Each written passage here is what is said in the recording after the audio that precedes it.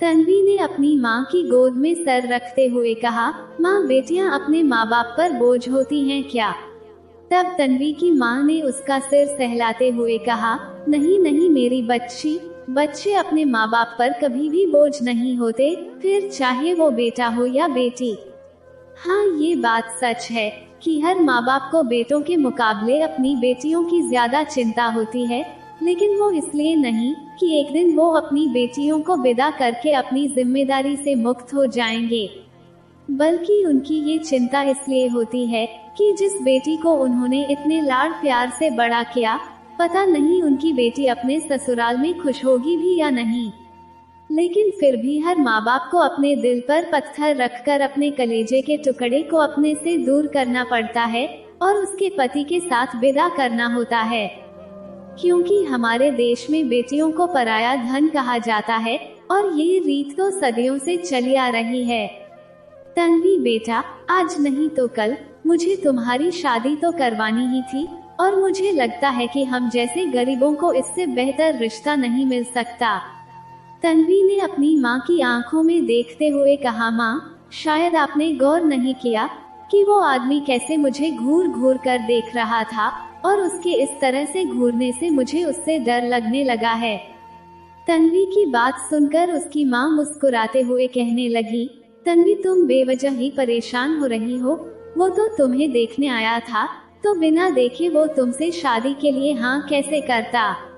उसने तुम्हें देखा और तुम उसे पसंद आ गई, तभी तो जाकर बात आगे बढ़ी है, और ये तो बहुत खुशी की बात है कि उसने तुम्हें पसंद कर लिया है।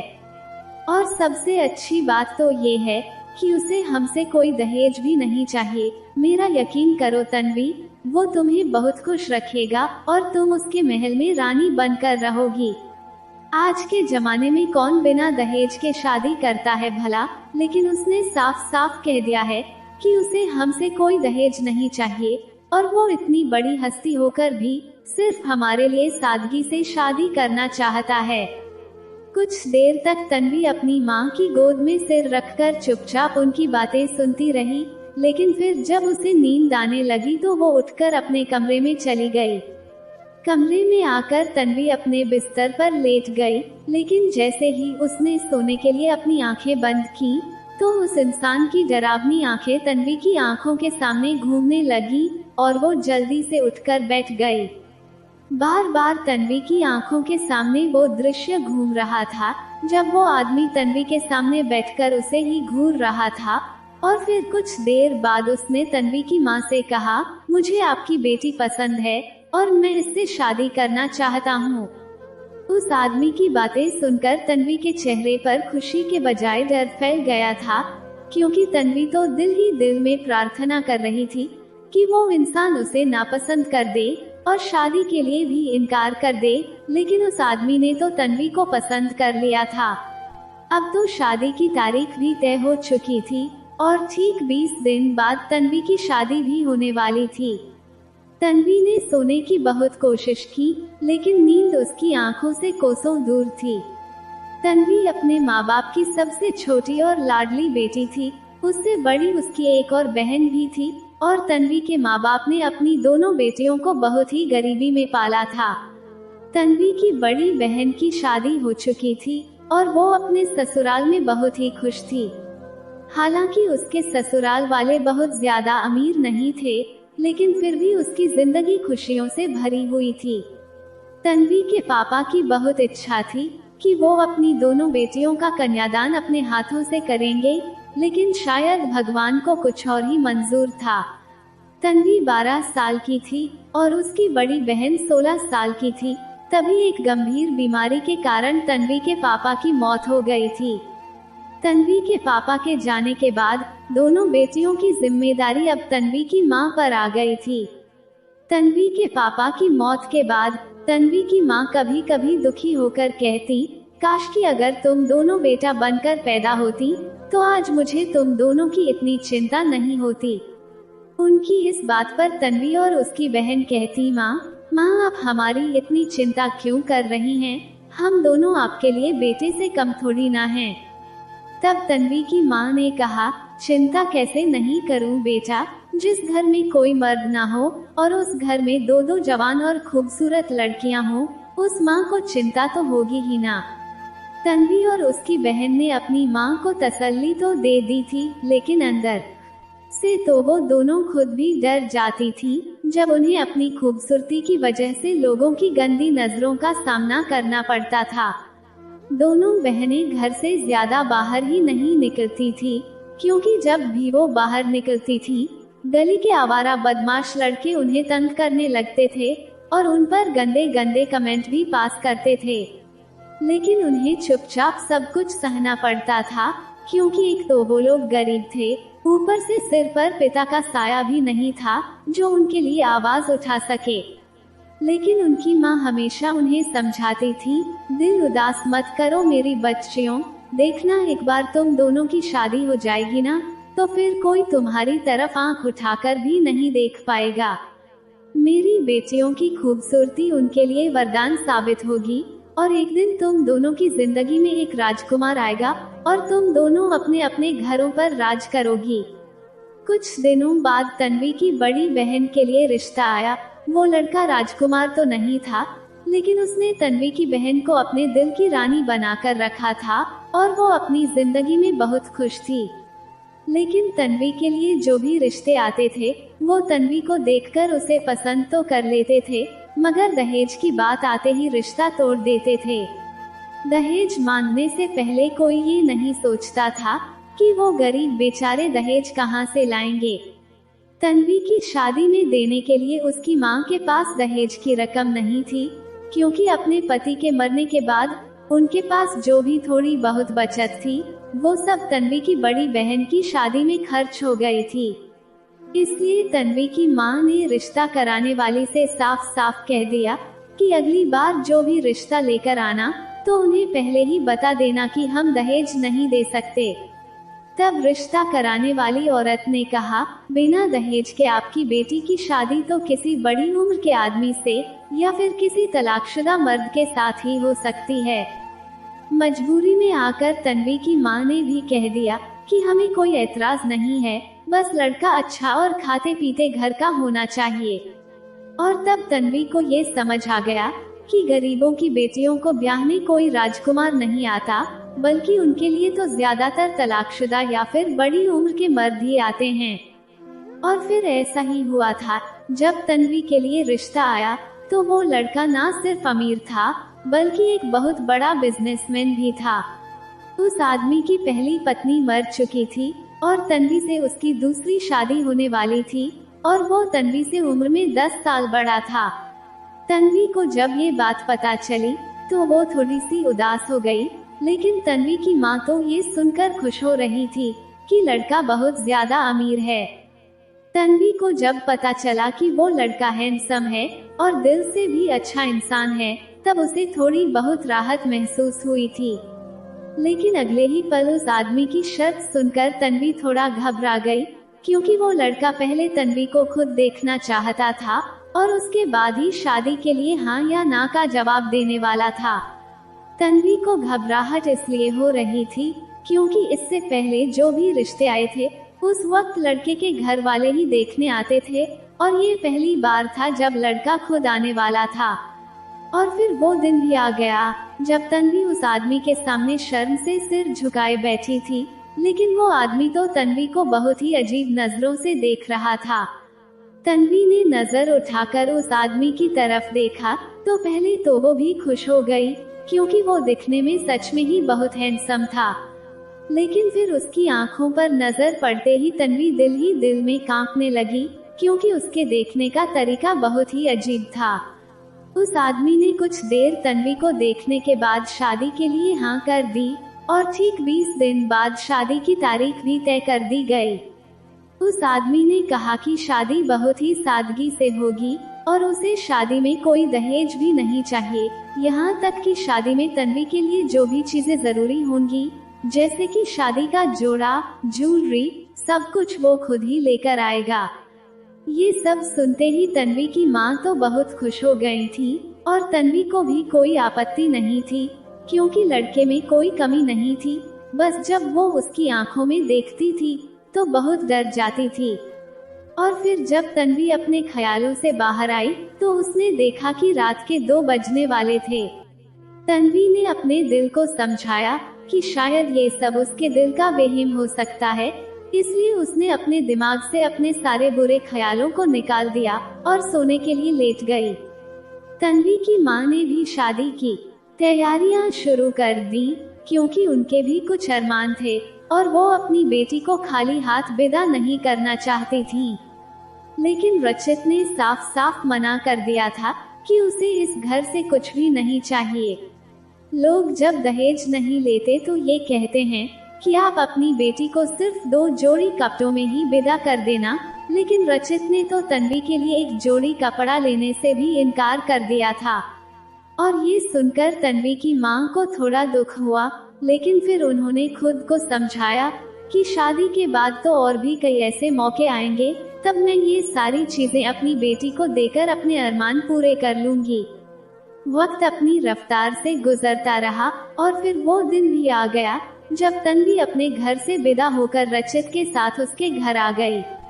शादी की रात तो हर लड़की नर्वस हो जाती है, लेकिन तन्वी कुछ ज्यादा ही नर्वस हो गई थी, क्योंकि तन्वी की उम्र अभी 18 साल की थी और रचित 28 साल का एक हट्टा कट्टा नौजवान मर्द था। और ऊपर से तन्वी की सहेलियों ने सुहागरात को लेकर जो भी बातें उसे बताई थी, वो बातें याद आते ही उसका दिल जोरों से धड़कने लगा था। तन्वी डरी सहमी अपने कमरे में बैठी अपने पति के आने का इंतजार कर रही थी कि तभी रचित कमरे में दाखिल हुआ। रचित ने आते ही दरवाजा जोर से बंद किया और अपनी शेरवानी उतारकर तन्वी की ओर बढ़ने लगा। कुछ ही पलों में रचित तन्वी के पास आकर बैठ चुका था और अगले ही पल उसने तन्वी का घूंघट उठाया और तन्वी के चेहरे को ध्यान से देखने लगा। तन्वी ने तो सोचा था कि रचित उसकी तारीफ करेगा, लेकिन रचित ने तन्वी से जो कुछ भी कहा उससे तो तन्वी का दिल टूटकर चकनाचूर हो गया था। रचित ने तन्वी से कहा, ये कैसा कार्टून हुलिया बनाकर आ गई हो, क्या जरूरत थी इतना सस्ता और घटिया मेकअप अपने थोबड़े पर लगाने की। अगर तुम्हारे पास पैसे नहीं थे तो मुझसे मांग लेती, मैं दे देता तुम्हें पैसे, या कोई अच्छी सी ब्यूटिशियन को ही तुम्हारे घर भेज देता। अब यहाँ बैठे बैठे मेरा मुंह क्या देख रही हो, जाओ और अभी के अभी अपना ये कार्टून थोबड़ा साफ करके आओ, पहले ही दिन सारा मूड खराब कर दिया। तन्वी चुपचाप अपने आंसू छुपाते हुए बाथरूम में चली गई और जब उसने खुद को गौर से आईने में देखा तो उसे तो अपने मेकअप में कोई खराबी नजर नहीं आई थी। तन्वी तो अपने मोहल्ले के सबसे अच्छे और फेमस पार्लर से तैयार हुई थी और पार्लर वाली ने भी तन्वी को बहुत ही अच्छे से तैयार किया था, लेकिन पता नहीं रचित को तन्वी का मेकअप क्यों पसंद नहीं आया। तन्वी ने अपना सारा मेकअप उतार दिया और वापस आकर रचित के सामने बैठ गई। इस बार रचित की नजर तन्वी के हाथों में पहनी कांच की चूड़ियों पर पड़ी तो उसने कहा, ये सब क्या है, तुमने गवारों की तरह इतनी सारी चूड़ियां क्यों पहन रखी हैं? मैंने तो तुम्हारे लिए इतना सारा सामान भेजा था ना, तो फिर तुमने वो क्यों नहीं पहना? तन्वी भले ही गरीब परिवार से थी, लेकिन उसकी माँ ने उसके लिए ये चूड़ियाँ सबसे महंगी दुकान से खरीदी थी, लेकिन रचित ने तो उन चूड़ियों का भी अपमान कर दिया था। तन्वी ने डरते डरते रचित को कांच की चूड़ियों के पीछे उसकी दी हुई डायमंड की चूड़ियाँ दिखाई और कहा, जी मैंने आपकी दी हुई चूड़ियाँ भी पहन रखी हैं। तन्वी की माँ ने तन्वी के हाथों में कांच की चूड़ियाँ इसलिए पहनाई थी क्योंकि उनका मानना था कि हीरे जवाहरात की चूड़ियां तो सिर्फ शोभा के लिए पहनी जाती हैं, असली सुहाग की निशानी तो लाल कांच की चूड़ियां ही होती हैं। अपनी दी हुई महंगी चूड़ियां सस्ती कांच की चूड़ियों के पीछे छिप गई थी। ये देखकर रचित गुस्से से आग बबूला हो गया और कहने लगा, अभी के अभी ये सारी कांच की चूड़ियां उतार कर फेंक दो। इससे पहले कि तन्वी चूड़ियां उतारना शुरू करती, रचित ने खुद ही बड़ी बेदर्दी से तन्वी के हाथों से चूड़ियां उतारनी शुरू कर दी। रचित इतनी बेरहमी से चूड़ियां उतार रहा था कि दर्द के मारे तन्वी के मुंह से चीख निकल जाती थी। सिर्फ इतना ही नहीं, चूड़ियां उतारते वक्त एक दो चूड़ी टूटकर तन्वी की नाजुक कलाई में भी चुभ गई थी और वहां से खून भी बहने लगा था। लेकिन रचित को इसकी कोई परवाह नहीं थी, वो तो बस लगातार चूड़ियां उतारे ही जा रहा था। तन्वी ने कहा, रचित प्लीज मेरा हाथ छोड़िए, मुझे दर्द हो रहा है, मैं अपनी चूड़ियां खुद ही उतार लूंगी। दर्द से तड़पती तन्वी ने अपना हाथ रचित के हाथों से छुड़वाने की कोशिश की तो ये देखकर रचित की आंखें बड़ी हो गई थीं। रचित ने तन्वी को कंधों से पकड़कर उसे दूर धकेला और कहने लगा, तुम्हारी हिम्मत कैसे हुई मेरा हाथ झटकने की? शादी की पहली रात ही मुझे अपनी अकड़ दिखा रही हो, ये तुम्हारी पहली गलती थी, इसलिए माफ कर रहा हूँ। आइंदा मेरे सामने अपने हाथ चलाने की कोशिश भी की ना तो तुम्हारे ये खूबसूरत हाथ तोड़कर रख दूंगा। रचित का ये रूप देखकर तन्वी ऐसे तो कांप उठी थी कि एक पल के लिए तो वो सांस लेना भी भूल गई थी। तन्वी की सहेलियों ने तो उसे बताया था कि शादी की पहली रात दूल्हा अपनी दुल्हन का भरोसा जीतने की कोशिश करता है और उसकी पसंद नापसंद के बारे में भी पूछता है। दूल्हा पहले अपनी दुल्हन के डर को कम करने की कोशिश करता है और जब दुल्हन का डर थोड़ा कम हो जाता है तब उसे अपने प्यार का एहसास दिलाकर अपने रिश्ते की नई शुरुआत करता है। लेकिन यहाँ तो मामला बिल्कुल ही उल्टा था। रचित तो तन्वी के दिल में और भी ज्यादा डर पैदा कर रहा था। डर के मारे तन्वी की आंखों से आंसू बहने लगे और उसके आंसू रचित के हाथों पर गिरने लगे थे। तन्वी की आंखों में आंसू देखकर तो रचित और भी ज्यादा गुस्सा हो गया और वो तन्वी का हाथ जोर से मरोड़ते हुए कहने लगा, अब ऐसा मैंने क्या कर दिया जो तुम रोने बैठ गई हो? अभी तो मैंने तुमसे कुछ कहा भी नहीं है और ना ही तुम्हें हाथ लगाया है जो तुम इस तरह से रोकर खुद को लाचार साबित कर रही हो। मेरी एक बात ध्यान से सुन लो तन्वी, मुझे रोती हुई लड़कियां बिल्कुल भी पसंद नहीं है, इसलिए अभी के अभी अपने इन आंसुओं को साफ कर लो। रचित की इस धमकी से डरकर तन्वी ने भी जल्दी से अपने आंसू पोंछ लिए थे।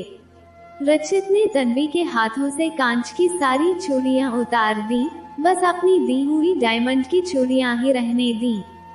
सारी चूड़ियां उतारने के बाद रचित ने कहा, जाओ और जाकर अपने हाथों को साफ करके आओ। खून निकलने की वजह से तुम्हारे हाथ बहुत गंदे लग रहे हैं और तुम्हारे इन हाथों को देखकर मुझे घिन महसूस हो रही है। तन्वी ने फिर से बाथरूम में जाकर अपने हाथ अच्छे से साफ किए और अपने चेहरे पर पानी के छींटे मारकर फिर से रचित के सामने आकर बैठ गई। रचित ने तन्वी को गौर से देखा और कहा, हाँ देखा ना, अब लग रही हो तुम बिल्कुल इंसानों जैसी। ये कहते हुए उसने तन्वी के कंधे से दुपट्टा उतारकर एक तरफ रख दिया और तन्वी के माथे से टीका उतारकर दूर फेंक दिया। धीरे धीरे रचित ने तन्वी के सारे गहने उतारकर दूर फेंक दिए, क्योंकि रचित इतना अमीर था कि उसकी नजरों में इन गहनों का कोई महत्व था ही नहीं। अगले ही पल रचित के हाथ तन्वी के ब्लाउज की डोरियों तक पहुंच गए थे और उसने एक ही झटके में डोरियां खोल दी थी। रचित की इस हरकत से तन्वी का दिल जोरों से धड़कने लगा और वो डर के मारे थोड़ा दूर हट गई। तन्वी के दूर हट जाने पर रचित की हरकतें बंद हो गईं और वो तन्वी पर चिल्लाते हुए कहने लगा, क्या हुआ, तुम ऐसे रिएक्ट क्यों कर रही हो? मैं तुम्हारा पति हूँ और आज हमारी सुहागरात है और मैंने ऐसा क्या नया कर दिया जो तुम इस तरह से दूर हट रही हो? तन्वी ने कांपती हुई आवाज में कहा, जी ऐसी बात नहीं है, लेकिन फिलहाल मैं इस बात के लिए तैयार नहीं हूँ। तन्वी की ये बात सुनकर रचित को बहुत गुस्सा आ गया और उसने तन्वी के हाथ को मरोड़ते हुए कहा, मैं तैयार नहीं हूँ से क्या मतलब है तुम्हारा? क्या तुम्हें पता नहीं था कि शादी की पहली रात अपने पति के साथ रिश्ता बनाकर उसे खुश करना होता है? और वैसे भी तुम तैयार हो या नहीं, इससे मुझे कोई फर्क नहीं पड़ता, क्योंकि मैं आज की रात के लिए फुल तैयारी में हूँ। इसलिए मुझसे ज्यादा बहस मत करना और मैं जो भी करूँ वो करने देना। ये कहते हुए रचित के हाथ फिर से तन्वी के ब्लाउज तक पहुँच गए थे और डर के मारे तन्वी ने अपनी आंखें बंद कर ली थी। धीरे धीरे रचित तन्वी पर हावी हो चुका था और उसने अपनी सारी हदें पार कर दी थी। तन्वी ने भी रचित को रोकने की कोई कोशिश नहीं की, क्योंकि इतने कम समय में ही तन्वी रचित के स्वभाव से भली भांति परिचित हो गई थी, और वो ये जान गई थी कि उसके मना करने या कुछ भी कहने का कोई मतलब नहीं है। रात भर तन्वी पर अपनी मर्जी चलाने के बाद अब रचित तन्वी की तरफ पीठ करके सो गया, और तन्वी बाथरूम में जाकर दबी आवाज में सिसकियों से रोने लगी, क्योंकि तन्वी ने तो अपनी जिंदगी में एक ऐसे जीवन साथी का सपना देखा था जो उसे समझे और उससे प्यार करे, न कि अपने पति होने का रौब जमाकर सिर्फ अपनी ही इच्छाओं को पूरा करे। तन्वी के लिए ये धन दौलत, रुपया पैसा कोई मायने नहीं रखता था। तन्वी को तो बस अपने पति का प्यार चाहिए था, जो शायद उसकी किस्मत में था ही नहीं। बहुत देर तक तन्वी बाथरूम में बैठकर रोती रही और फिर बाहर आकर चुपचाप बिस्तर पर लेट गई। सुबह सुबह दरवाजे पर हुई दस्तक से तन्वी की नींद खुली तो उसने देखा कि रचित भी उठकर बैठ गया था। रचित ने उठकर दरवाजा खोला तो सामने एक नौकर अपनी नजरें झुकाए खड़ा था, और उस नौकर ने कहा, साहब, मैडम जी के घर वाले आए हैं, अपने मायके से कोई आया है। ये बात सुनकर तन्वी का दिल खुशी से भर आया और वो तुरंत ही बिस्तर से उठ खड़ी हुई और कहने लगी, क्या सच में मेरे मायके वाले आए हैं? इससे पहले कि नौकर तन्वी को कोई भी जवाब देता, रचित ने तन्वी से कहा, बड़ी उछल रही है अपने मायके वालों के नाम पर, क्या जरूरत थी उनको सुबह सुबह आकर मेरा मूड खराब करने की? जबकि मैंने तो तुम्हारी माँ से पहले ही कह दिया था कि आपने अपनी बेटी ब्याह दी है, तो अब आपकी जवाबदारी यहीं खत्म होती है। अब आप मजे से अपने घर में रहिए और अपनी बेटी को उसके घर में खुश रहने दें।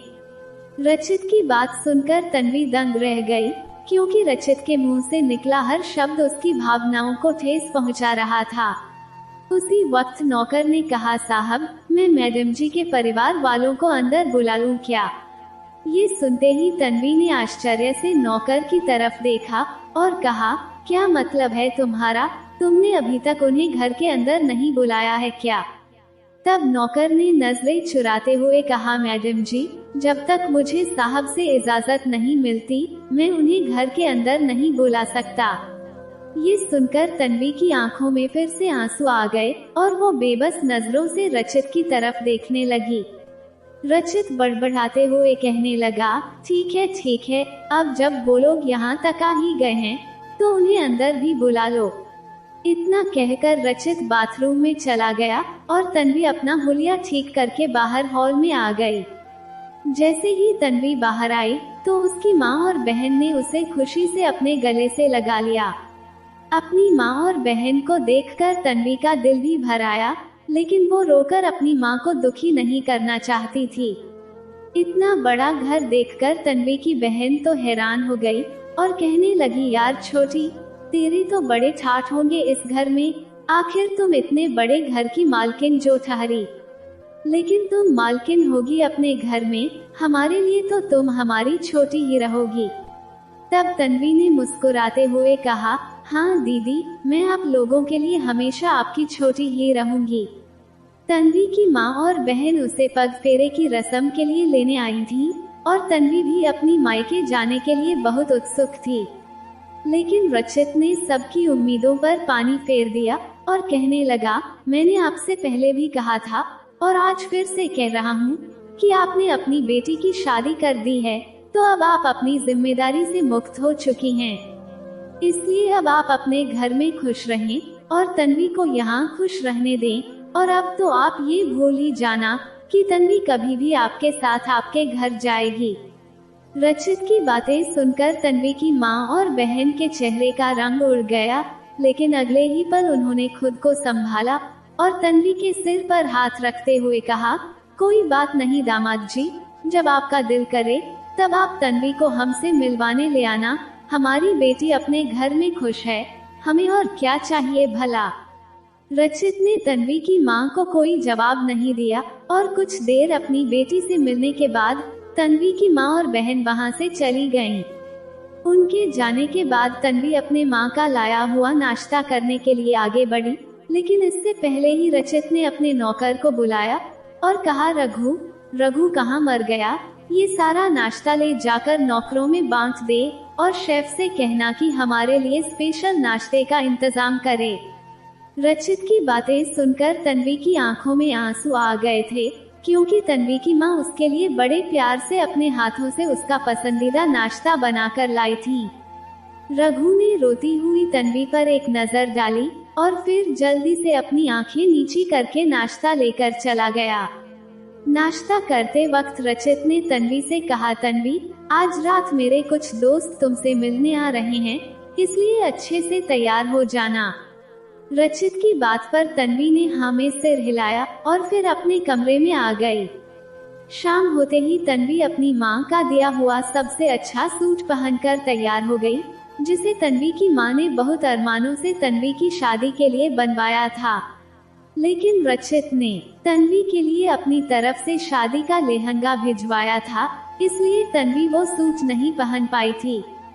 तन्वी उस सूट में बहुत ही खूबसूरत लग रही थी, लेकिन जब रचित ने तन्वी को उस सूट में देखा तो गुस्से से पागल हो गया और कहने लगा, ये कैसे जोकर जैसे कपड़े पहन रखे हैं तुमने? अब तुम उस गली की भिखारन नहीं रही, अब तुम रचित राज की पत्नी हो। रचित राज की पत्नी अपना नहीं तो कम से कम मेरी इज्जत का तो ख्याल रखा करो। अब जाओ और जल्दी से ये सब उतारो और कुछ अच्छे कपड़े पहन लो। और हाँ, एक और बात, दोबारा ये कपड़े मुझे इस कमरे में नजर नहीं आने चाहिए। ये कहते हुए रचित ने तन्वी के गले से दुपट्टा उतारकर दूर फेंक दिया और फिर अलमारी से एक साड़ी निकालकर तन्वी के हाथों में थमाते हुए कहने लगा, लो ये साड़ी पहन लेना, ये साड़ी तुम पर बहुत जचेगी। तन्वी ने भी वो साड़ी पहन ली जो नेट से बनी हुई थी और जिसका ब्लाउज बहुत ही छोटा और स्लीवलेस था। उस साड़ी में तन्वी की दूधिया बाहें और कमर साफ साफ नजर आ रहे थे और तन्वी खुद को उस साड़ी में छिपाने की पूरी कोशिश कर रही थी, लेकिन वो खुद को कितना भी छुपाती कोई फायदा नहीं था। कुछ देर बाद रचित कमरे में आया और कहने लगा, तन्वी, तुम अभी तक तैयार नहीं हुई, चलो जल्दी करो, मेरे दोस्त और उनकी पत्नी आ चुके हैं। लेकिन फिर जैसे ही तन्वी ने मुड़कर रचित की तरफ देखा तो तन्वी की खूबसूरती को देखकर रचित तन्वी से अपनी नजरें हटाना ही भूल गया था। रचित तन्वी का हाथ पकड़कर उसे बाहर ले आया। तब वो नौकर रघु भी वहीं खड़ा था और आज तो रघु भी तन्वी को देखता ही रह गया था। तन्वी रचित के दोस्तों के बीच बहुत ही असहज महसूस कर रही थी, क्योंकि वो सब अपनी पत्नियों की मौजूदगी में भी तन्वी को गलत नजरों से देख रहे थे। तभी रचित के एक दोस्त ने कहा, रचित यार, तू तो सच में बहुत ही किस्मत वाला है, तेरी पत्नी तो एकदम हॉट है, हॉट। उसकी ऐसी घटिया कमेंट पर गुस्से के मारे तन्वी का दिल जलकर राख हो गया था, लेकिन रचित पर इसका कोई असर नहीं हुआ। उल्टा वो तो खुश होकर जोर जोर से हंसने लगा था।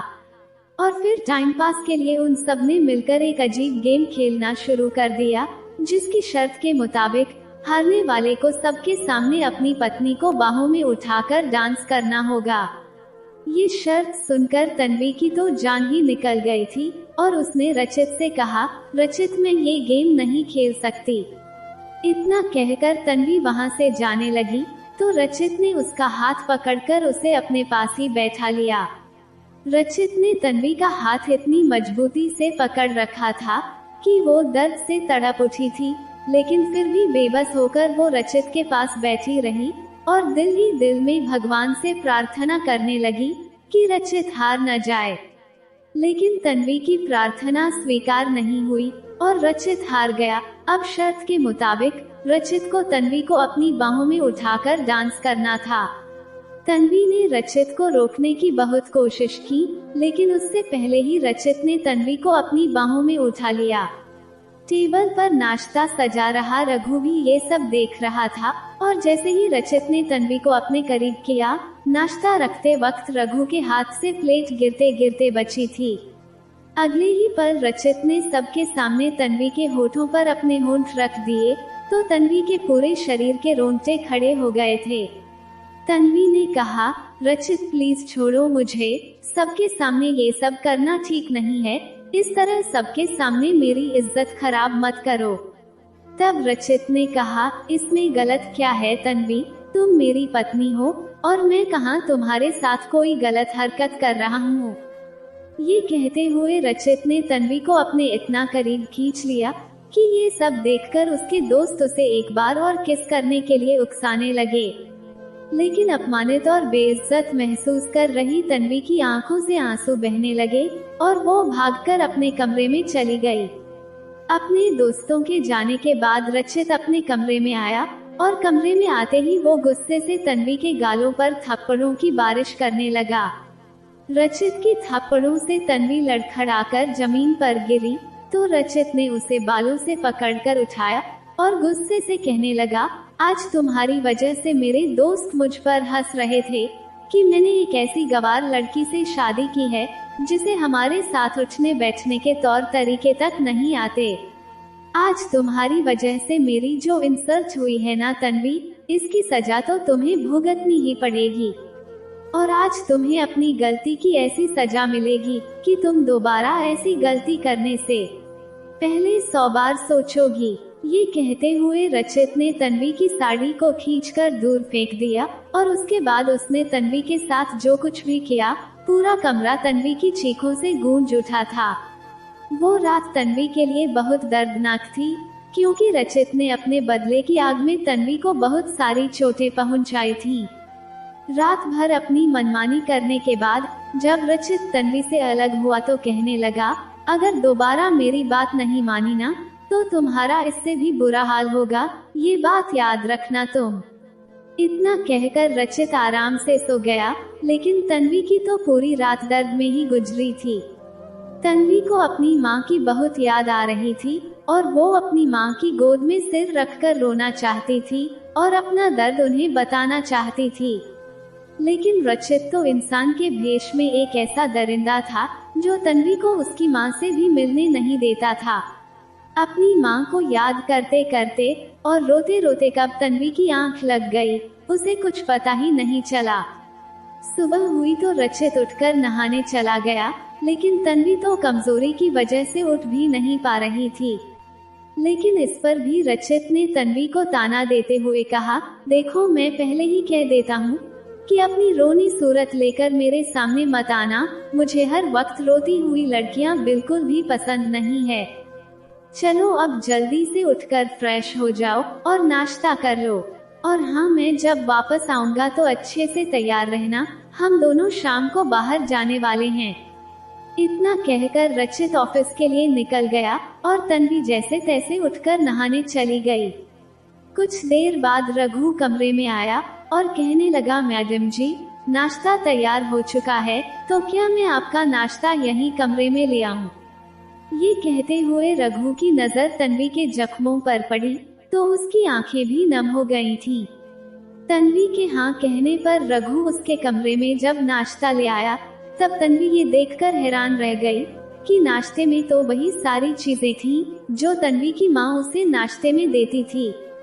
तन्वी ने हैरानी से रघु की तरफ देखा और कहा, रघु तुम्हें कैसे पता चला कि मैं नाश्ते में ये सब खाती हूँ? तब रघु ने नजरें चुराते हुए कहा, वो मैडम जी उस दिन साहब के कहने पर मैं आपकी माँ का लाया हुआ नाश्ता जब नौकरों में बांट रहा था तब मैंने देखा था कि वो नाश्ते में क्या क्या लाई थी, इसलिए मैंने वही नाश्ता आपके लिए बना दिया। ये सब सुनकर तन्वी को बहुत खुशी हुई और माँ की याद आते ही उसकी आंखें भर आईं। लेकिन तन्वी ने जल्दी से अपने आंसू पोंछे और शादी के बाद आज उसने पहली बार पेट भर नाश्ता किया था। शाम को जब रचित घर आया तो कहने लगा, तन्वी मैंने तुम्हें कहा था ना कि शाम को अच्छे से तैयार हो जाना, हमें बाहर जाना है। तुमने आज फिर से मेरी बात नहीं मानी, कल रात को दी हुई सजा इतनी जल्दी कैसे भूल गई तुम? तन्वी ने रचित से झूठ कहा कि मेरी तबीयत ठीक नहीं है, लेकिन हकीकत तो ये थी कि कल रात रचित ने तन्वी के चेहरे पर जो निशान बनाए थे वो उन निशान के साथ बाहर जाना नहीं चाहती थी। तन्वी के इनकार करते ही रचित ने उसे बालों से पकड़ा और कहने लगा, तन्वी, मैंने तुमसे कहा था ना कि मुझे ना सुनने की आदत नहीं है। क्या तुम्हें पता है कि मैंने तुमसे शादी के लिए हाँ क्यों कहा था? क्योंकि उस दिन मैंने तुम्हारी आंखों में मेरे लिए डर देखा था और मुझे लड़कियों में यही डर सबसे ज्यादा पसंद है। आगे से मुझे तुम्हारी आंखों में वही डर दिखना चाहिए, और अगर तुमने मेरे सामने कुछ भी बोलने की हिम्मत की ना, तो याद रखना वो दिन तुम्हारी जिंदगी का आखिरी दिन होगा। ये कहते हुए रचित ने तन्वी को दूर धकेल दिया और तन्वी दीवार से जा टकराई और वहीं बैठकर रोने लगी। तब रचित ने कहा, अब यहाँ बैठकर रोने का नाटक करने की कोई जरूरत नहीं है, जाओ और जाकर तैयार हो जाओ, हमें बाहर जाने के लिए लेट हो रहा है। रचित के डर से तन्वी उठ खड़ी हुई और रचित की पसंद के कपड़े पहनकर तैयार होकर बाहर आ गई। तन्वी को अपनी पसंद के कपड़ों में देखकर रचित ने कहा, ये हुई ना बात, बस ऐसे ही खुद को मेरी पसंद में ढाल लिया करो। देखो मेरी पसंद के कपड़ों में तुम कितनी खूबसूरत लग रही हो। इतना कहकर रचित ने रघु को आवाज लगाई, रघु, जल्दी से गाड़ी निकालो। तब रघु ने एक नजर तन्वी की ओर देखा और फिर जल्दी से गाड़ी साफ करने लग गया। रघु इस घर के नौकर के साथ साथ रचित का ड्राइवर भी था और रघु ने जल्दी से गाड़ी निकाली और फिर तन्वी और रचित गाड़ी में बैठ गए। अभी तो गाड़ी कुछ दूर ही चली थी कि रचित ने गाड़ी में ही अपने ड्राइवर रघु के सामने अपनी गंदी हरकतें करना शुरू कर दी। रचित के हाथ तन्वी की कमर से लेकर उसके पूरे शरीर का सफर कर रहे थे और वो तन्वी के बहुत ही करीब हो चुका था। तन्वी ने कहा, रचित, ये आप क्या कर रहे हैं? ये सब करने के लिए ये जगह सही नहीं है, कम से कम गाड़ी में तो ये सब मत कीजिए। तन्वी की बात सुनकर रचित की आंखें गुस्से से लाल हो गईं और वो कहने लगा, क्यों ना करूं? ये मेरी गाड़ी है और तुम मेरी बीवी हो, मैं तुम्हारे साथ जो चाहूं वो कर सकता हूँ। ये कहते हुए रचित ने तन्वी के कंधे से साड़ी का पल्लू नीचे गिरा दिया और उसे अपने बहुत ही करीब खींच लिया। ड्राइवर रघु पीछे हो रही सारी हरकतों को देख रहा था और उसके हाथ स्टीयरिंग व्हील पर कांपने लगे थे, लेकिन वो खुद पर बहुत ही कंट्रोल करके गाड़ी चला रहा था। तन्वी भी रचित को खुद से दूर धकेलने की कोशिश करने लगी और कहने लगी, रचित, कुछ तो रहम खाओ मुझ पर, प्लीज मेरी इज्जत को ऐसे सबके सामने खराब मत करो। लेकिन रचित को तो तन्वी की इज्जत की कोई परवाह नहीं थी। उस पर तो ना जाने कैसी मदहोशी छाई हुई थी कि अगले ही पल रचित ने बड़ी बेरहमी से तन्वी के ब्लाउज की डोरियां खोल दी थीं। और फिर आगे जो कुछ भी हुआ था, तन्वी की सिसकियां पूरी कार में गूंज रही थी। तन्वी सिसकते हुए रचित को खुद से दूर धकेलने की पूरी कोशिश कर रही थी, लेकिन रचित तो अपनी ही दुनिया में खोया हुआ था। रचित ने तन्वी से कहा, तन्वी, ज्यादा नाटक करने की कोई जरूरत नहीं है, तुम पत्नी हो मेरी और मैं जब चाहूँ तुम्हारे साथ रोमांस कर सकता हूँ। तब रघु ने हिम्मत जुटाई और कहने लगा, साहब जी, प्लीज ऐसा मत कीजिए, आप जो कर रहे हैं वो गलत है। मैडम जी आपकी पत्नी है, उनकी इज्जत का कुछ तो ख्याल कीजिए। लेकिन रचित रघु पर चिल्लाते हुए कहने लगा, तुम चुपचाप अपना काम करो और सामने देखकर गाड़ी चलाओ, तुम्हें हम पति पत्नी के मामले में दखल देने की कोई जरूरत नहीं है। रचित की गाड़ी एक सुनसान इलाके से गुजर रही थी, जहां दोनों तरफ हरे भरे जंगल थे और ट्रैफिक भी बहुत ही कम था। इसलिए रचित को इस बात का डर नहीं था कि कोई उसे गाड़ी में तन्वी के साथ जबरदस्ती करते देख लेगा। रचित बिल्कुल बेखौफ था और गाड़ी में ही तन्वी के साथ अपनी सारी हदें पार करने की कोशिश कर रहा था, क्योंकि तन्वी को दर्द देने में रचित को मजा आता था और जब तन्वी दर्द से चिल्लाती और डर के मारे उसके सामने हाथ जोड़ती तो रचित के दिल को सुकून मिलता था। रचित ने तन्वी को खींचकर कार की पिछली सीट पर लिटा दिया और फिर धीरे धीरे उस पर झुकने लगा था कि तभी अचानक गाड़ी का बैलेंस बिगड़ने लगा था, क्योंकि पीछे जो कुछ भी हो रहा था उसे देखकर रघु अपने गुस्से पर काबू नहीं रख पा रहा था और उसने स्टीयरिंग व्हील पर अपनी मुठ्ठियां भींच ली थी। लेकिन रचित पर तो एक अजीब सी खुमारी छाई हुई थी और अब तो तन्वी को अपने बचने की कोई भी उम्मीद नहीं दिख रही थी। तन्वी दिल ही दिल में अपने भगवान से प्रार्थना कर रही थी, हे भगवान, ऐसी जिंदगी से तो मौत ही अच्छी है, कम से कम अब तो मुझे मौत दे ही दो। ऐसे इंसान के साथ जीने से तो मर जाना ही अच्छा है, जिसे अपनी पत्नी की इज्जत की कोई परवाह ही ना हो। और शायद भगवान को भी तन्वी की इस हालत पर तरस आ गया, क्योंकि रघु का धैर्य अब जवाब दे चुका था और अब गाड़ी की स्पीड बढ़ने लगी थी और गाड़ी अपना संतुलन खोने लगी थी। गाड़ी का संतुलन खोता देख रचित भी होश में आ गया और वो रघु पर जोर से चिल्लाने लगा, रघु, रघु, ये तुम क्या कर रहे हो? ध्यान कहाँ है तुम्हारा? गाड़ी ध्यान से चलाओ। लेकिन रघु को देखकर ऐसा लग रहा था जैसे रघु जानबूझकर ये सब कुछ कर रहा था, क्योंकि रचित के चिल्लाने के बाद भी रघु ने गाड़ी की स्पीड कम नहीं की और फिर अचानक ही एक जोरदार टक्कर के साथ उनकी गाड़ी सामने एक पेड़ से जा टकराई। स्पीड बहुत ज्यादा थी, इसलिए रघु का सिर जाकर सामने वाले शीशे से टकराया, लेकिन भगवान का शुक्र था कि शीशा टूटा नहीं था, वरना रघु का बचना नामुमकिन था। तन्वी और रचित भी आगे की सीट से जा टकराए थे, लेकिन उन दोनों को भी कोई गंभीर चोट नहीं आई थी। डर के मारे तन्वी का दिल जोरों से धड़कने लगा था, क्योंकि अगर गाड़ी पेड़ से न टकराती तो सीधे खाई में जा गिरती और तीनों के तीनों मौत के घाट उतर जाते। रचित गाड़ी से बाहर निकला और गुस्से में आकर उसने रघु का गिरेबान पकड़कर उसे गाड़ी से बाहर खींच लिया। रघु का सिर कांच से टकराने की वजह से वो बेहोशी की हालत में था, लेकिन रचित के सीने में तो जैसे दिल ही नहीं था। उसने तो रघु को गाड़ी से बाहर निकालकर उसे पीटना शुरू कर दिया। रघु को पीटते वक्त रचित उस पर चिल्लाते हुए कहने लगा, हरामखोर, तेरा ध्यान कहाँ था? इतने सालों से गाड़ी चला रहा है, लेकिन फिर भी तुझे ठीक से गाड़ी चलानी भी नहीं आती। रचित के चिल्लाने पर रघु को कुछ होश आया, मगर फिर भी वो चुपचाप रचित के हाथों से मार खाता रहा, लेकिन उसने अपनी जुबान से एक शब्द भी नहीं कहा। मार खाते वक्त रघु तन्वी की ओर देख रहा था, लेकिन पता नहीं आज रघु की आंखों में ऐसा क्या था कि उसकी नजरें तन्वी के दिल को छू गई थीं।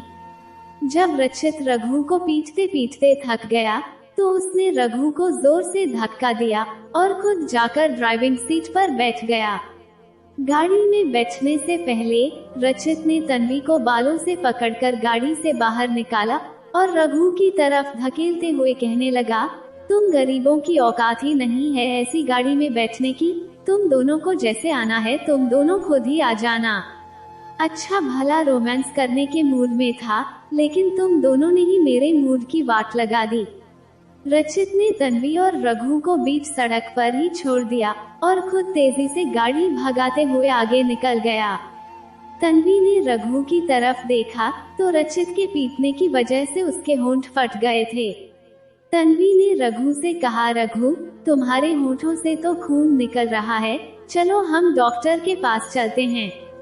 तब रघु ने कहा, नहीं नहीं मैडम जी, इसकी कोई जरूरत नहीं है, ये तो मामूली सा जख्म है, 1-2 दिन में खुद ही ठीक हो जाएगा।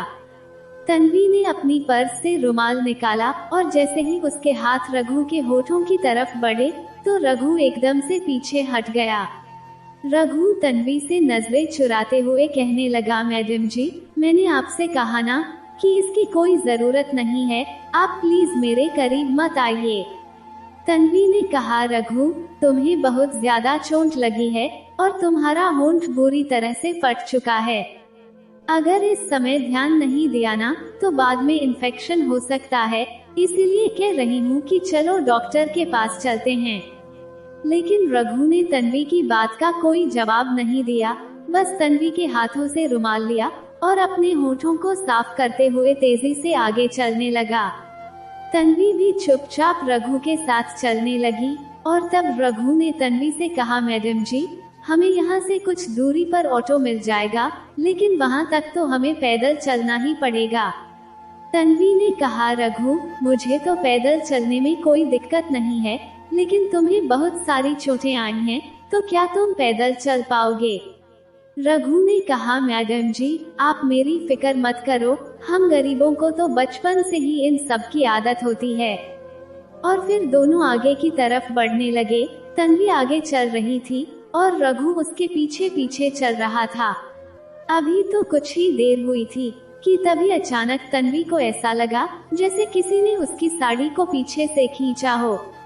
तन्वी ने मुड़कर देखा तो उसका पल्लू रघु के हाथ में था और रघु ने उस पल्लू से तन्वी की पीठ को कवर करते हुए आगे तन्वी के हाथ में दे दिया।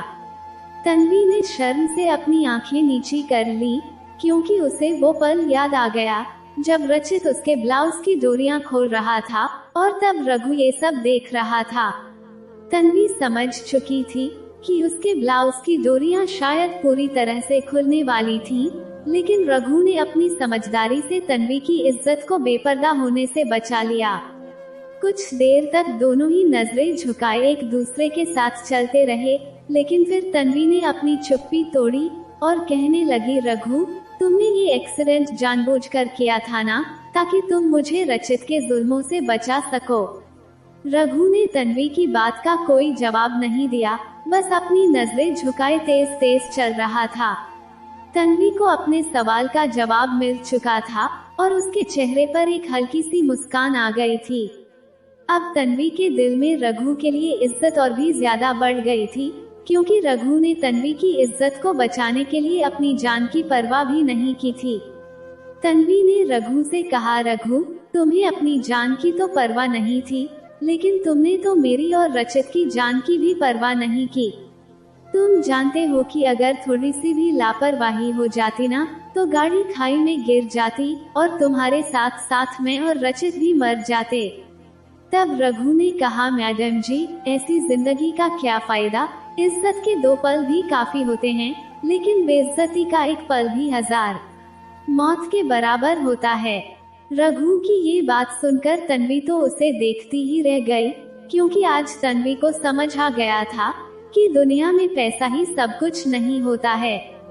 रचित के पास पैसों की तो कोई कमी नहीं थी, लेकिन उसे दूसरों की इज्जत करना बिल्कुल भी नहीं आता था और न ही उसे दूसरों को खुश करना आता था, बल्कि उल्टा दूसरों को तकलीफ देकर रचित को तो मजा आता था। तो वहीं दूसरी तरफ रघु एक सामान्य गरीब ड्राइवर था, लेकिन फिर भी उसमें शर्म और हया भी थी और वो दूसरों की परवाह करना भी जानता था। तभी तो रघु ने तन्वी के लिए अपनी जान भी जोखिम में डाल दी थी और रचित से मार भी खाई थी। कुछ देर चलने के बाद तन्वी को अचानक ही चक्कर आ गया और इससे पहले कि तन्वी चक्कर खाकर जमीन पर गिरती, रघु की मजबूत बाहों ने उसे संभाल लिया था। रघु तन्वी को अपनी बाहों में उठाकर जल्दी से ऑटो तक ले आया और फिर उसे ऑटो में बिठाकर अस्पताल ले गया और उसने रचित को भी कॉल कर दिया था। डॉक्टर ने तन्वी का चेकअप किया और उसे खुशखबरी सुनाई कि वो मां बनने वाली है। ये खबर तन्वी के लिए सूखे रेगिस्तान में एक पानी की बूंद समान थी और ये खबर सुनते ही तन्वी की आंखों में खुशी के आंसू आ गए थे। अब तन्वी का बच्चा इस दुनिया में आने वाला था, जिसके सहारे तन्वी अपनी पूरी जिंदगी काट सकती थी। अपने बच्चे को महसूस करने के लिए तन्वी ने अपने पेट पर हाथ रखा, लेकिन अगले ही पल रचित की आवाज सुनकर एक पल के लिए तो तन्वी का दिल धड़कना ही भूल गया था, क्योंकि रचित डॉक्टर पर चिल्लाते हुए कहने लगा, डॉक्टर, अभी के अभी ये बच्चा गिरा दो, मुझे ये बच्चा नहीं चाहिए। और फिर रचित तन्वी की तरफ देखते हुए कहने लगा, मैंने तुमसे शादी बच्चे पैदा करने के लिए नहीं की है, मैं तो अभी अपनी जिंदगी के मजे लेना चाहता हूँ। अभी से बच्चे पैदा करके मैं अपनी जिंदगी के मजे खराब नहीं कर सकता और ये बच्चा तो मुझे किसी भी कीमत पर नहीं चाहिए। रचित के मुंह से ऐसे शब्द सुनकर तन्वी की तो जान ही निकल गई थी, लेकिन फिर उसने रचित को समझाते हुए कहा, रचित, ये कैसी बातें कर रहे हैं आप? ये बच्चा तो हमारा खून है और हमारी आने वाली जिंदगी है, आप इसे कैसे खत्म कर सकते हैं? तन्वी के दिल में बच्चे की चाह देखकर डॉक्टर ने भी रचित को समझाने की बहुत कोशिश की, लेकिन वो तो डॉक्टर पर ही बरस पड़ा और कहने लगा, डॉक्टर आपसे जितना कहा गया है वही करो, ज्यादा ज्ञान बांटने की जरूरत नहीं है। एक बार बच्चा हो जाने पर औरतें मोटी ढोल हो जाती हैं और इस बच्चे के चक्कर में मैं अपनी जिंदगी के मजे बर्बाद नहीं करना चाहता। तन्वी ने रचित से लाख विनती की और उसके आगे हाथ जोड़ते हुए कहने लगी, रचित मैं वादा करती हूँ कि बच्चा होने के बाद भी मैं तुम्हारे लिए अपनी खूबसूरती बरकरार रखूंगी और अपना वजन बिल्कुल भी नहीं बढ़ने दूंगी। लेकिन प्लीज तुम इस बच्चे को जन्म लेने दो, मेरा बच्चा मेरी जिंदगी है, इस बच्चे को मुझसे मत छीनो, मुझे इस बच्चे के साथ जीने दो। लेकिन रचित का दिल तो शायद पत्थर का बना था, जो किसी भी कीमत पर पिघलने वाला नहीं था। रचित ने उसी दिन तन्वी का अबॉर्शन करवा दिया और उसे अपने साथ घर ले आया। इस वारदात को पूरा एक हफ्ता बीत चुका था और इस पूरे हफ्ते में तन्वी के आंसू रुकने का नाम ही नहीं ले रहे थे और न ही वो अपने कमरे से बाहर निकली थी। कभी कभी नौकर तन्वी को खाना देने के लिए कमरे में आते थे, लेकिन तन्वी उन सबको भी मना कर देती थी कि उसे कुछ भी नहीं खाना है। उस दिन के बाद रघु की तबीयत भी कुछ ठीक नहीं थी, इस वजह से वो भी कुछ दिनों से छुट्टी पर था, वरना शायद रघु तन्वी का दर्द जरूर बांट लेता। लेकिन फिर जब रघु की तबीयत कुछ ठीक हुई तो वो वापस काम पर लौट आया था और फिर अगली दोपहर रघु खाना लेकर तन्वी के कमरे में आया। तब रचित घर पर नहीं था, शायद वो ऑफिस गया हुआ था। रघु भी तन्वी की हालत देखकर हैरान रह गया और उसने तन्वी से पूछा भी कि उसे क्या हुआ है, लेकिन तन्वी ने उसे कुछ भी नहीं बताया क्योंकि वो किसी से बात ही नहीं करना चाहती थी। लेकिन फिर जब रघु ने जोर देकर पूछा तब तन्वी खुद को रोक नहीं पाई और वो रघु के कंधे पर सिर रखकर फूट फूट कर रोने लगी और कहने लगी, रघु उस जानवर ने मेरे बच्चे को मार डाला, उसने हमेशा के लिए मेरी ममता का गला घोंट दिया। ये सुनते ही रघु का दिल भी भर आया और उसने तन्वी को तसल्ली देते हुए कहा, हौसला रखो मैडम जी, भगवान ने चाहा तो सब कुछ ठीक हो जाएगा। तन्वी को तसल्ली देते वक्त रघु की खुद की आंखों के किनारे भी गीले हो चुके थे, मगर वो तन्वी के सामने कमजोर नहीं पड़ना चाहता था, इसलिए वो सिर झुकाए अपनी आंखों के किनारे साफ करते हुए जल्दी से बाहर निकल गया। उसी रात रचित फिर से तन्वी के करीब आने लगा तो उसके इरादे समझकर तन्वी कांपने लगी थी। तन्वी ने कहा, रचित प्लीज मेरी हालत पर रहम करो, इस वक्त मैं तुम्हारे साथ संबंध बनाने की हालत में नहीं हूँ। तन्वी की बातें सुनकर रचित आग बबूला हो गया और उसने तन्वी को खींचकर अपनी बाहों में जकड़ते हुए कहा, देखो तन्वी, फिलहाल मैं तुम्हारी संगत के लिए तड़प रहा हूँ और अभी मैं अपने आप पर बिल्कुल भी काबू नहीं रख पा रहा हूँ, इसलिए अब ज्यादा नाटक करने की जरूरत नहीं है, क्योंकि अगर तुम मेरी इच्छा पूरी नहीं करोगी तो और कौन करेगा, आखिर तुम पत्नी हो मेरी। ये कहते हुए रचित अपनी सारी हदें पार करता चला गया और तन्वी रात भर दर्द से तड़पती रही। पूरी रात तन्वी की आंखों से आंसू बहते रहे, लेकिन रचित पर उसके आंसुओं का कोई असर नहीं हुआ। कुछ देर बाद जब रचित अपनी मनमानियां करके थक गया तो वो हमेशा की तरह तन्वी से मुंह मोड़कर सो गया और तन्वी बेचारी अपनी किस्मत पर रोती रही। समय ऐसे ही गुजरता रहा और अब तो तन्वी को धीरे धीरे रचित के अत्याचारों की आदत पड़ चुकी थी, लेकिन रघु तन्वी का बहुत ख्याल रखता था और तन्वी को खुश रखने की भी पूरी कोशिश करता था। अभी तो तन्वी के अबॉर्शन को 2 महीने भी पूरे नहीं हुए थे कि एक दिन रचित को पता चला कि तन्वी फिर से मां बनने वाली है। रचित तन्वी का फिर से अबॉर्शन करवाना चाहता था, लेकिन इस बार तन्वी ने हिम्मत दिखाते हुए कहा, रचित जैसा तुम चाहते हो वैसा कभी नहीं होगा, इस बार मैं खुद मर जाऊंगी, लेकिन मैं अपने अजन्मे बच्चे को तुम्हारे गंदे इरादों की भेंट नहीं चढ़ने दूंगी। तन्वी की आंखों में गुस्से और बगावत की चिंगारी देखकर रचित के अंदर का शैतान जाग उठा और उसने तन्वी की बाजुओं को दबोचते हुए उसे दीवार की तरफ धकेल दिया और तन्वी का सिर दीवार से टकरा गया। रचित ने गुस्से में आकर तन्वी के चेहरे पर थप्पड़ों की बारिश कर दी और कहा कि तुम्हारी इतनी हिम्मत कि तुम मेरी बात मानने से इनकार कर रही हो। तुम नहीं जानती तन्वी कि तुम्हारी ना मेरे तन बदन में आग लगा रही है, और आज अगर तुमने मेरी बात नहीं मानी ना, तो तुम्हारा भी वही हाल होगा जो मैंने अपनी पहली पत्नी गीता का किया था। गीता को भी तुम्हारी तरह बच्चा पैदा करने का और अपने बच्चे के साथ जिंदगी बिताने का बहुत शौक था, इसलिए मैंने उसे उसके बच्चे के साथ ही स्वर्ग में पहुंचा दिया।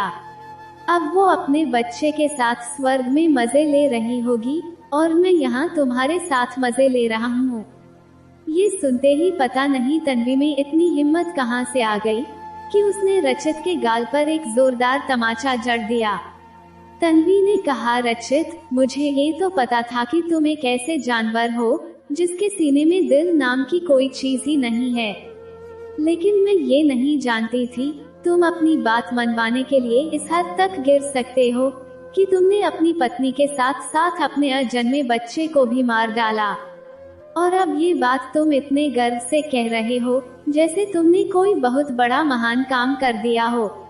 आज तन्वी का गुस्सा काबू से बाहर हो गया था और उसने अपने गुस्से में रचित के मुंह पर थूकते हुए कहा, छी, मुझे तो खुद को तुम्हारी पत्नी कहने में भी शर्म आती है। तन्वी की इस हरकत पर रचित गुस्से से पागल हो गया और कहने लगा, तुम्हारी इतनी हिम्मत कि तुमने रचित राज पर हाथ उठाया और उस पर थूकने की हिम्मत भी कर दी। आज तुम्हें इस गलती की ऐसी सजा मिलेगी कि मरने के बाद भी तुम्हें अपनी इस गलती का पछतावा होगा। ये कहते हुए रचित ने तन्वी को अपनी ओर खींचा और उसकी साड़ी के पल्लू को लाइटर की लौ पर रख दिया। ये देखकर तन्वी के मुंह से एक जोरदार चीख निकल गई और वो जल्दी से अपनी साड़ी के पल्लू को झटककर आग बुझाने की कोशिश करने लगी, लेकिन आग तेजी से तन्वी की साड़ी को पकड़ रही थी। तन्वी की इस हालत पर रचित जोर जोर से हंसने लगा और उसकी हंसी की आवाज पूरे कमरे में गूंज रही थी। पूरा कमरा आग के धुएं से भर गया था कि तभी अचानक कमरे का दरवाजा खुला और रघु कमरे में दाखिल हुआ। सामने का नजारा देखकर रघु भी चौंक गया और रघु को अंदर आते देखकर रचित गुस्से से चिल्लाने लगा, रघु, तुम यहाँ क्या कर रहे हो? अभी के अभी कमरे से बाहर निकलो, आज तो मैं इस लड़की को मेरी बात ना मानने की सजा देकर ही रहूंगा। रघु ने तन्वी की तरफ देखा तो वो अभी भी जोर जोर से चिल्ला रही थी और अपनी साड़ी में लगी आग को बुझाने की कोशिश कर रही थी। तन्वी की आधी साड़ी जल चुकी थी और यही वो पल था जब रघु ने बिना सोचे समझे पास के टेबल पर रखा गुलदस्ता उठाया और रचित के सिर पर दे मारा। वार बहुत जोरदार था और अचानक ही हुआ था, इसलिए रचित वहीं जमीन पर ढेर हो गया। रघु ने जल्दी से तन्वी की जलती हुई साड़ी खींचकर दूर फेंक दी और उसने तुरंत ही तन्वी को बिस्तर पर रखी चादर से ढक दिया। रोते रोते तन्वी रघु के सीने से लग गई और रघु ने भी तन्वी को तसल्ली देते हुए कहा, मैडम जी, आप चिंता मत करो, अब सब कुछ ठीक हो जाएगा। मैंने आपकी और साहब जी की बातें सुन ली थी जब साहब जी आपसे फिर से बच्चे को खत्म करने के लिए कह रहे थे। साहब जी की बातें सुनकर मुझे भी बहुत गुस्सा आया था, लेकिन मैं सोच रहा था कि आपको और आपके बच्चे को उनसे कैसे बचाऊं कि तभी मुझे कमरे से चीखने चिल्लाने की आवाजें सुनाई दी थी। मैं उसी वक्त समझ गया था जरूर आज कुछ बहुत बुरा होने वाला है, इसीलिए मैंने पुलिस को पहले ही फोन कर दिया था, बस अब पुलिस आती ही होगी। और फिर थोड़ी देर बाद जब पुलिस आई तो उन्हें भी सब कुछ साफ दिखाई दे रहा था कि रचित ने तन्वी को मारने की कोशिश की थी और इस वक्त वो जख्मी हालत में फर्श पर पड़ा हुआ था और उसके सिर से खून भी बह रहा था। रघु ने पुलिस को रचित की पहली पत्नी गीता के बारे में भी सब कुछ सच सच बता दिया, लेकिन रचित के सिर पर इतनी गहरी चोट लगी थी कि उसकी मौके पर ही मौत हो गई थी।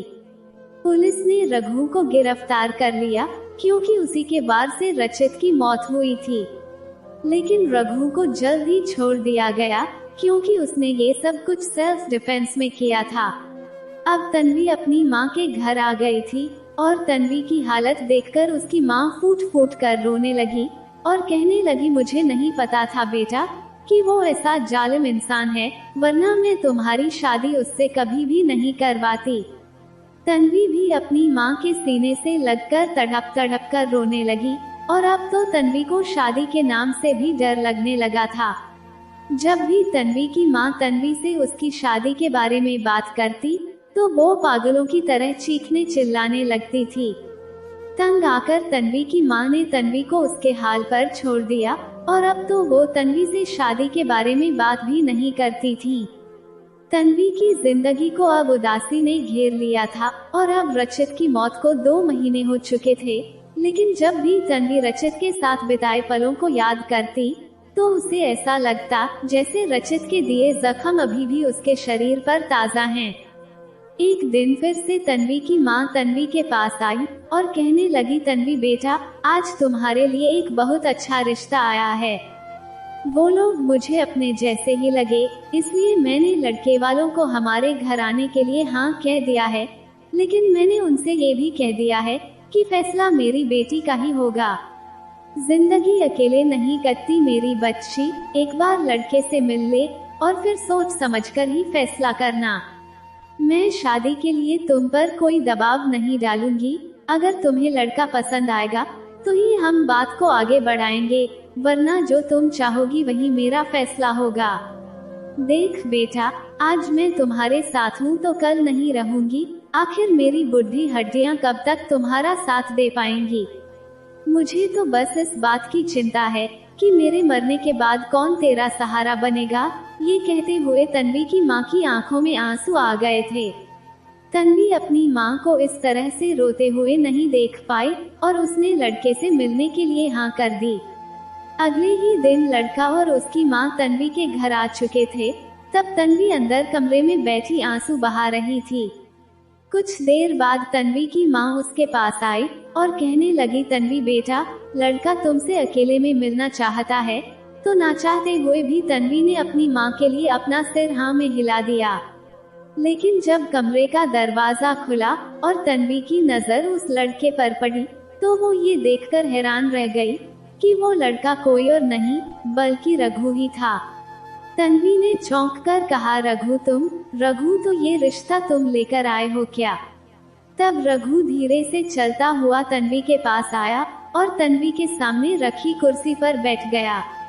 रघु ने तन्वी से कहा, मैडम जी, हाँ ये बात सच है कि मैं आपसे शादी करना चाहता हूँ, लेकिन उससे पहले मैं आपकी इच्छा भी जानना चाहता था, इसीलिए मैं पहले आपसे मिलना चाहता था। तन्वी ने कहा, रघु, मैं रचित के बच्चे की माँ बनने वाली हूँ, ये जानते हुए भी तुम मुझसे शादी क्यों करना चाहते हो?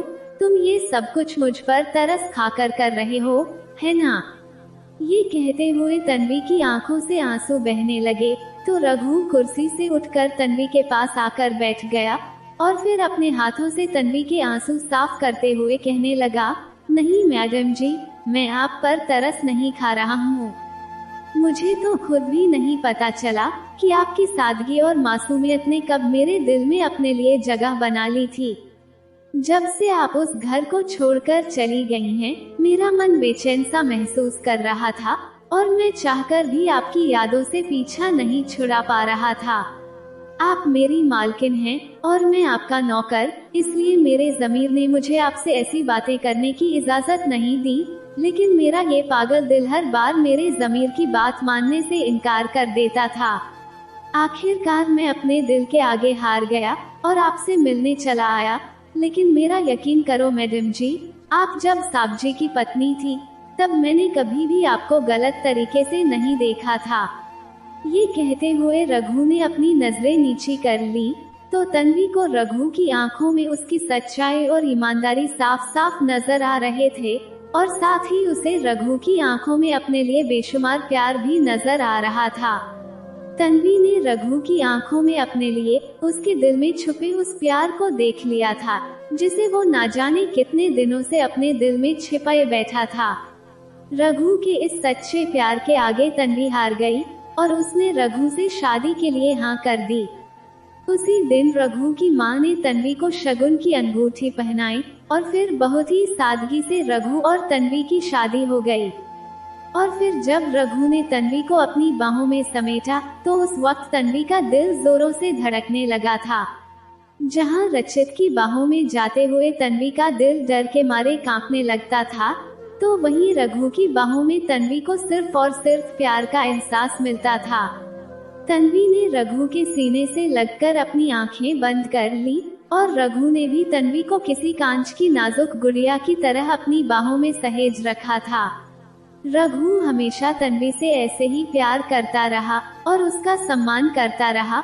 और फिर जब 9 महीने बाद रचित और तन्वी के बेटे ने जन्म लिया तो रघु खुशी से झूम उठा था। लेकिन अपने बच्चे को देखकर तन्वी की आंखों में पानी भर आया तो रघु ने तन्वी से कहा, तन्वी, तुम्हारी पिछली जिंदगी में जो कुछ भी हुआ था उसे एक बुरा सपना समझकर भुला दो। अब ये बच्चा उस पापी की नहीं बल्कि हमारे प्यार की निशानी है। क्योंकि अगर आज ये बच्चा नहीं होता तो रचित जैसा जानवर मेरे हाथों से खत्म नहीं हुआ होता और आज तुम और मैं एक नहीं हुए होते। ये कहते हुए रघु ने अपने बेटे के माथे को चूमते हुए कहा, तन्वी, हमारा बेटा बिल्कुल तुम्हारे जैसा ही दिखता है, इसलिए हम इसका नाम तनय रखेंगे। और अब तो रघु तन्वी और तनय दोनों का ही बहुत ख्याल रखने लगा था, क्योंकि अब वो दोनों ही रघु की जिंदगी बन गए थे। अब तन्वी और रघु दोनों ही जिंदगी के एक नए सफर पर निकल पड़े थे, जहां ठीक 2 साल बाद उनके प्यार और परिवार को पूरा करने के लिए एक नन्ही सी परी भी आ चुकी थी। उस नन्ही सी परी की आंखें रघु जैसी थीं, तो उसकी नाक बिल्कुल तन्वी जैसी थी। उसका रंग तन्वी की तरह दूध सा सफेद था, तो वहीं उसके बालों का रंग रघु के बालों की तरह हल्का सा ब्राउन था। इसलिए रघु और तन्वी दोनों ने बड़े प्यार से उसका नाम राघवी रखा, क्योंकि वो नन्ही सी परी उन दोनों के प्यार की निशानी थी। जय श्री राम। दोस्तों, उम्मीद करती हूँ कि आपको हमारी कहानी पसंद आई होगी। अगर कहानी अच्छी लगी हो तो वीडियो को एक लाइक करके कमेंट में जय श्री राम या राधे राधे जरूर लिखें। और अगर आप चैनल पर नए हैं और अभी तक आपने चैनल को सब्सक्राइब नहीं किया है तो जल्दी से चैनल को सब्सक्राइब कर लीजिए और बेल नोटिफिकेशन को ऑन कर लें, ताकि आपको हमारी कहानी का अपडेट सबसे पहले मिलता रहे। कहानी को अंत तक पढ़ने के लिए आपका बहुत बहुत धन्यवाद। राधे राधे।